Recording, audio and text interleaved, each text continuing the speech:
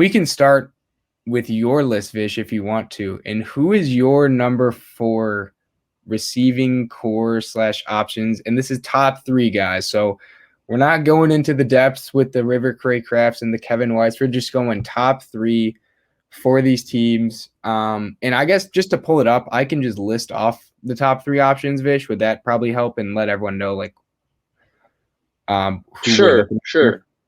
Sure. So, all right, we'll start with the Cardinals. So their top 3 receiving options are DeAndre Hopkins, AJ Green, and then Christian Kirk. You could throw in Rondale Moore, but we're not going to just because he's an unknown commodity at this point. For the Niners, it is Deebo Samuel, Brandon Ayuk, George Kittle. I think we all know that. For the Rams, I would say it's Robert Woods, Cooper Kupp, and then I would throw in Tyler Higbee as the third guy. You could have Deshaun Jackson, you could have Van Jefferson, but I would say Higbee is consistently up there and who I would put in there. And then for the Seahawks, DK Metcalf, Tyler Lockett, and then you could either say Dwayne Eskridge, but I would say Gerald Everett, the former Rams tight end, who's actually pretty solid, and they picked him up this year. So, Vish, if you want to go with your number 4. Yeah, so there's really no number 4 because all of these teams have good weapons, especially when you go to the top 3. But at number 4, I'm going to go with Robert Woods, Cooper Kupp, and Tyler Higbee. And the reason I say that is because to me, the other 3 have one standout guy that's an all-pro player. DK Metcalf, DeAndre Hopkins, George Kittle. Mm-hmm. To me, even though Robert Woods is like a top 12, top 13 receiver, Cooper Kupp is like a top 20 receiver, so both really, really good players.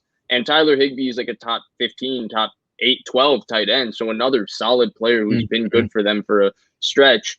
They just don't have that elite guy, and that's why they're number 4 in this division. I don't think there's a 4th place really in this division because we just rattled out lists where we got like 3 guys who I would say are in the top 25 players in the NFL. So 100%, I would say that the Rams have the 4th best top 3 receiving options in the NFL.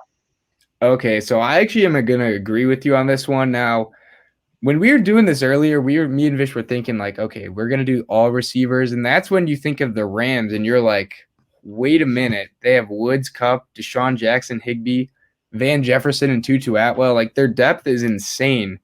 But yeah, when you're only thinking of the top 3, like Kupp and Woods is one of the best 1-2 duos. But they're kind of missing that, like, as you mentioned, that just elite person where it's kind of hard for me to say, like, I would have them over a team with Hopkins or a team with DK Metcalf because Woods and Kupp are great, but they don't dominate game in and game out like those guys do. So for that reason, I would have the Rams at 4 as well.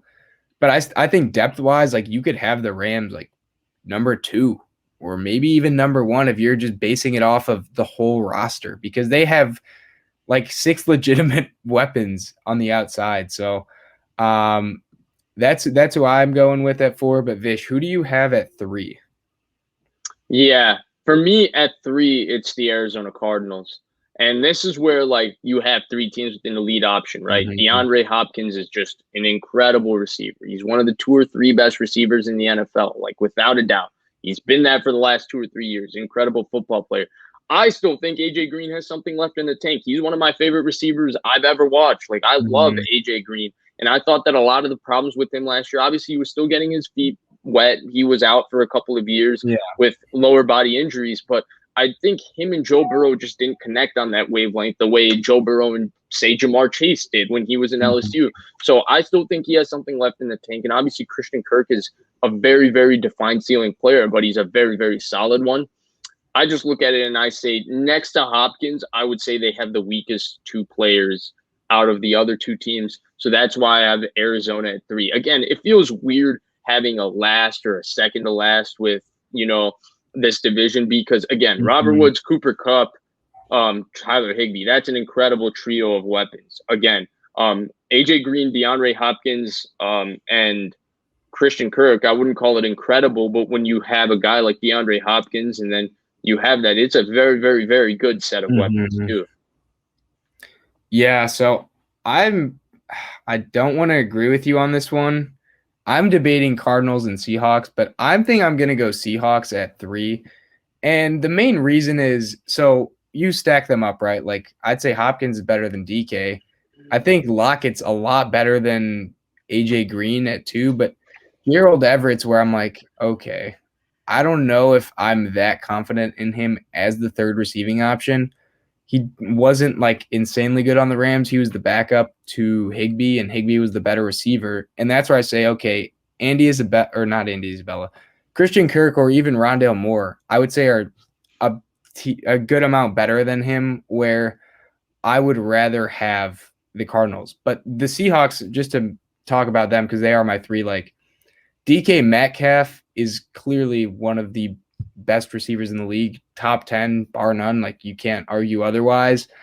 Lockett is very, very good with Russell Wilson. Do I think he would be as good without Wilson? No. I think him and Russell's chemistry aids him in being really good. Now, he is a really good receiver, but do I think he's top 15? Probably not. Top 20? Yeah, you would say that. So they definitely have a really good tandem, but the third piece for the Seahawks is where it just falls very, very far. Now, they did draft Dwayne Eskridge, and I think he could be something. They drafted him in the 3rd round. Gerald Everett was honestly a solid pickup, but not having a third guy that's who I think is reliable in any sort of way really, really leaves a sour taste in my mouth. So that's why I'm going with the Seahawks at 3, but I could honestly completely understand them having them at 2. Yeah, so let me elaborate on that because I have them at 2. I think that obviously I agree with you. DK Metcalf is an all-pro wide receiver. He's, in my opinion, not just 10. He's one of the 5 or 6 best receivers in the NFL. He's an absolute weapon. He's unbelievable. I know what you're talking about with Tyler Lockett. Like, talent-wise, I don't think he's as good as Robert Woods or Cooper Kupp, or he's maybe better than AJ Green and Christian Kirk. I think what sets Tyler Lockett apart, and this is why I used to think, if you remember, you and I, one of the things we used to really agree on when we were little is how good Jordy Nelson was. And that's why I think it's kind of the same thing where I'm really high on Tyler Lockett because he has a special connection with Russell Wilson. And I think that goes a long way. Like, sure, if you put him on another team, he might not be this good of a player. He might be slightly worse, but he's not on another team. He's with Russell Wilson. And with Russell Wilson, he's an incredible wide receiver. It's just same thing with Aaron Rodgers and Jordy Nelson. They have a special wavelength, a special chemistry, a special ability to find each other and just make plays. And so then you bring up Gerald Everett, right? And it is a fall off. I still think that is a number 3 option isn't terrible. I actually think it's pretty solid, and it was a good pickup. I think Gerald Everett is such an athletic tight end that we might see the best of Gerald Everett a bit more next year because I think the way the Seahawks offense works and who they have on the outside might open up some things for Gerald Everett, especially because he won't be sharing touches with Higbee. I don't know. I'm a little bullish on Gerald Everett on the Seahawks. So to me, that 3 is actually, to me, definitively above Arizona. I think Arizona and the Rams, to me, is closer than them to Seattle. Definitely. But yeah, I mean, you can't really go wrong either way just because of it's tough to say, like, I guess what you value more. Would you rather have maybe a better top 2, but that third guy is not really that great? Or would you rather have the elite 1 and then maybe the 2 and 3 aren't as good as the number 2, but the third guy is way, way better than Gerald Everett? But to each their own, but Vish. So I guess we covered both our 2 and 3. Who do you have at 1? I think I know who you have at 1. Yeah, it's a no-brainer. It's the 49ers. I think that if you talked about depth, they're certainly not 1. Like the Rams, and the Rams are certainly not 4.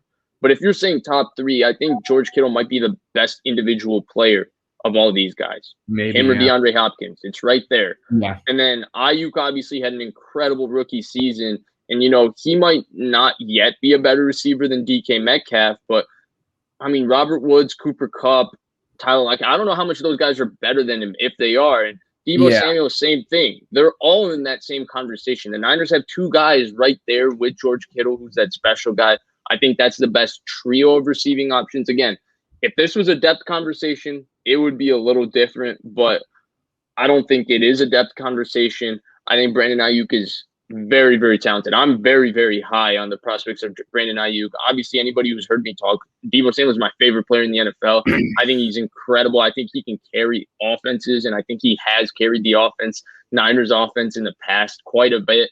Like both Rams games last year were won by Deebo Samuel. So, and then George Kittle, obviously, what do you need to say about George Kittle? He's a top 4 or 5 player in the entire NFL. So for that reason, I think they're by far the best trio.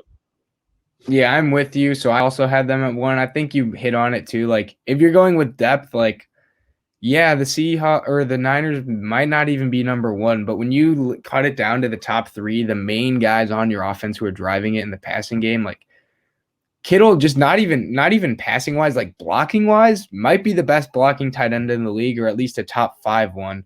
So that opens up there. And then as a receiving threat, obviously after the catch, like I would say he's probably the best tight end after the catch. Now he might not get open as much as Kelsey does, because Kelsey's route running and hands are, I'd say, the best for a tight end. But after the catch and just, obviously like breaking tackles and stuff, you could have Kittle at 1, and I would agree with that. And yeah, when you compare Kittle with the other number 1s, it's tough to say who's a better receiving option between him and Hopkins and Metcalf, because they're going up against different people. Kittle's going up against linebackers and safeties, the other 2 corners. But regardless, Kittle dominates his matchups similarly to how Metcalf and Hopkins do. And then I think where you start to think of the Niners is the 2nd and 3rd.